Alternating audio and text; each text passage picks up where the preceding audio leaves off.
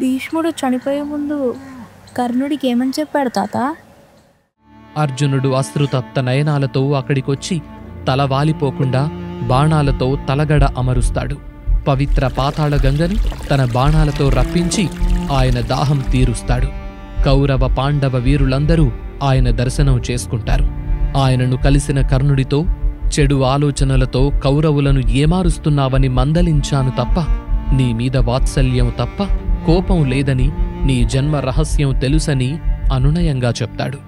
దేవతలు కూడా జయించలేనివాడు, పరశురాముడు లాంటి మహా అస్త్రశస్త్ర యోధుడు కూడా ఎదుర్కోలేని గొప్ప వీరుడు, కురు సామ్రాజ్యం కోసం అహర్నిశలు శ్రమించిన త్యాగధనుడు, మనస్సు చంపుకొని కురుక్షేత్ర యుద్ధంలో కౌరవ పక్షాన 10 రోజులు గొప్ప యుద్ధం చేసిన మహాయోధుడు, స్వచ్ఛంద మరణం అనే వరం పొందిన వసురూపుడైన భీష్మ పితామహుడు ఒంటినిండా శరాఘాతాలతో పవిత్ర ఉత్తరాయణం కోసం ఎదురుచూస్తూ అంపశయ్య మీద భగవద్ధ్యానంలో మునిగి ఉన్నాడు.